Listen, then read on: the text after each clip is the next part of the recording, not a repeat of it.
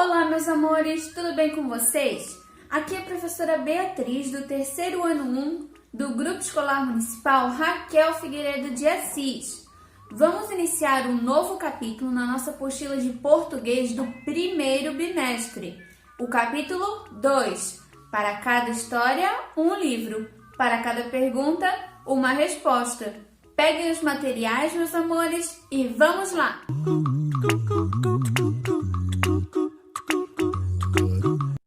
Este capítulo inicia-se com uma entrevista. O entrevistado é um garoto que publicou um livro aos 7 anos de idade. Vamos trabalhar também a leitura e a análise de texto jornalístico, que trata dos caminhos possíveis para se publicar um livro nos dias atuais. Vamos observar a imagem que ilustra a abertura do capítulo. Vocês sabem como se chama o local onde os livros são produzidos? Esses locais são chamados de editora. Lá, trabalham vários profissionais com funções específicas na produção de um livro. Os que editam o livro são os editores. Os que desenham e ilustram são os ilustradores. Os que organizam o texto e as imagens nas páginas são os diagramadores. Os que revisam o texto são os revisores, etc. Portanto, no momento que o autor entrega o texto à editora, até que o livro fique pronto e chegue aos leitores, existe um longo processo. Vocês já tiveram vontade de escrever um livro? Algum de vocês já começou a escrever e desistiu? Ou conhecem alguém que já tem escrito, mas não publicou? Qualquer pessoa pode escrever um livro. O texto pode ser escrito à mão, digitado no computador, ou ainda na forma oral, gravando a história para depois ser transcrita. Agora, na página 22, vamos ler um pouco mais sobre o gênero textual entrevista. Entrevista é um gênero textual organizado por meio de perguntas e respostas e que apresenta um pequeno texto de abertura.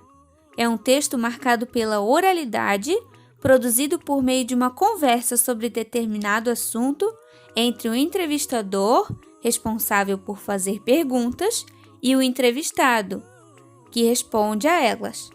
Apesar de ser um gênero essencialmente oral, pode ser transcrito para ser publicado em jornais, revistas, sites, etc. Vocês já assistiram a programas de entrevistas? Vou deixar em um balão aqui em cima uma entrevista do Conselho Editorial Mirim com o autor Maurício de Souza, para vocês verem após a nossa videoaula. Agora, vamos ler a entrevista da revista O Recreio com Francesco, o garoto escritor. Francesco Yunis, de 7 anos, já publicou um livro, O Quartário. Ele conta pra gente como foi transformar um sonho em realidade. Recreio. Como surgiu a ideia de escrever o livro? Francesco. Eu tive um sonho, contei para minha mãe e perguntei se a história não podia virar um livro. Ela escreveu o sonho e começamos a trabalhar. Recreio. Sobre o que foi esse sonho? Francesco. Durante uma noite de chuva, meu quarto inundou e virou um aquário cheio de animais. Como tudo acontece dentro do quarto, inventei o título, O Quartário. Recreio. E depois, o que vocês fizeram? Francesco. Mandamos a história para ilustrar e mostramos para uma editora. Meu pai tem uma editora, então foi mais fácil. Aí tivemos que escolher as letras que eu queria e os desenhos que iriam entrar. Recreio. Que dicas você daria às crianças que querem lançar um livro? Francesco. É preciso ler muito para ter boas ideias e não desistir. Fale com seus pais para ajudá-lo. Podemos fazer tudo com vontade e coragem. Recreio. Quais são os autores e os livros de que você mais gosta? Francesco. Meu livro preferido é o da minha mãe, Doces Sonhos de uma Princesa. Gosto também dos de Monteiro Lobato e de Charles Dickens. Yunis Francesco, Garoto Escritor, Recreio, ano 13, número 679, 14 de março de 2013, página 28. Como vocês conseguem observar, o nome da revista está em maiúscula na cor branca e a pergunta está em negrito. Já o nome do entrevistado aparece em maiúscula na cor azul e a resposta sem negrito. Na referência, constam dados importantes da publicação, como autor, nome da obra, ano de publicação e número da página de onde o texto foi retirado. Vocês conseguiram localizar todas essas informações? Qual o nome do autor? Francesco Yunis. Nas referências, uma das regras é colocar o sobrenome antes do nome da pessoa, por isso que lá aparece Yunis, Francesco. Qual o nome da obra? Quartário.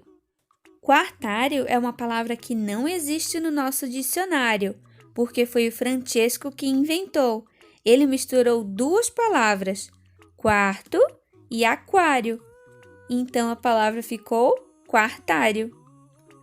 Agora, qual o nome da revista e o número? O nome da revista é Recreio e o número é 679.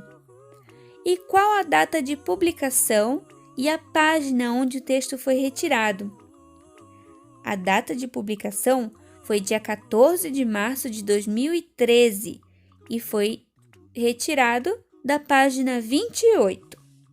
Agora, nas páginas 23, 24, 25, 26, 27, 28 e 29, encontramos questões referentes à entrevista do menino Francesco. Todas as informações que eu passei agora para vocês vão encontrar em forma de atividade nessas páginas. E as páginas 30 e 31 não precisam ser feitas, porque nós não estamos na escola, tá bom?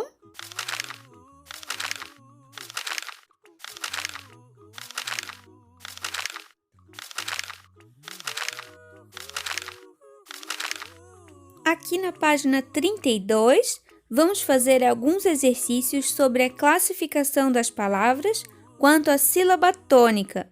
Vamos ver um videozinho? Olá, crianças! Hoje vamos falar sobre a sílaba tônica. Sílaba tônica é a sílaba mais forte da palavra. Cada palavra tem apenas uma sílaba tônica. Quanto à posição da sílaba tônica, as palavras podem classificar em oxítonas, paroxítonas e proparoxítonas. Oxítonas, quando a sílaba mais forte é a última. Exemplo: duração, papai, jardim. Paroxítonas, quando a sílaba mais forte é a penúltima. Exemplo: cadeira, lápis, régua. Proparoxítonas, quando a sílaba mais forte é a antepenúltima. Exemplo: chácara, pássaro, pêssego. E aí vai uma dica: toda proparoxítona é acentuada. Agora, na página 33, temos um trecho de uma reportagem sobre como publicar um livro. Vamos acompanhar a leitura comigo?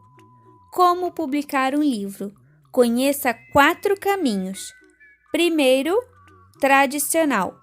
Você escreve o texto e envia por correio ou e-mail para editoras, que decidem se vão publicar ou não. A vantagem? O autor não tem gastos. A editora faz todo o trabalho e coloca o livro para vender. A desvantagem? É muito difícil ter seu livro aprovado. A editora pode nem chegar a avaliá-lo, pode não gostar ou achar que não venderá bem. Segundo, pagou, publicou. Você escreve o texto e contrata uma editora para fazer tudo, desde as ilustrações até a impressão. A vantagem é publicação garantida, não passa por avaliação. Você só precisa ter a ideia e o dinheiro. A desvantagem: o custo pode ser alto. Além disso, você é que terá que distribuí-lo. O terceiro, artesanal. Você escreve o texto e cuida das ilustrações e da diagramação, que é a organização de texto e imagem das páginas, e só contrata uma empresa para imprimir o livro. A vantagem: você pode participar de mais etapas do processo, como buscar o ilustrador e o diagramador, ou até fazer tudo isso sozinho. A desvantagem: dá mais trabalho, porque você tem que conseguir entregar tudo pronto para impressão. E o quarto, internet. Você escreve o texto e publica em blogs, redes sociais ou no site Clube de Autores. A vantagem é que não tem custo. No caso de redes sociais e de blogs, é possível publicar aos poucos, capítulo por capítulo, e já ter um retorno dos leitores. A desvantagem, no caso de blogs e de redes sociais, você não terá o livro impresso. No Clube de Autores isso é possível. Lemos Andréia, Crianças Viram Escritoras, Folha de São Paulo, Folhinha, 13 de abril de 2013. Crianças, vocês sabem o que a palavra tradicional quer dizer? Tradicional é aquilo que é comum, habitual, usual ou normal. O pai do garoto que se tornou escritor era dono de uma editora, o que facilitou a publicação do livro. Atualmente, para aqueles que desejam publicar um livro, há meios tecnológicos que podem ser utilizados. Um deles é o Clube de Autores, primeiro site brasileiro que permite a publicação gratuita de livros.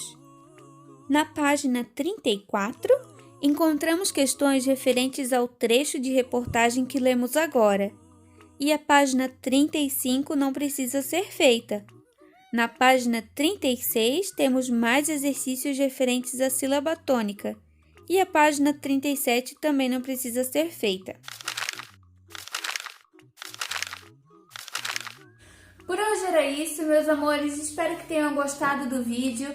Não esqueçam de deixar o like e de colocar o nome completo de vocês aqui embaixo nos comentários.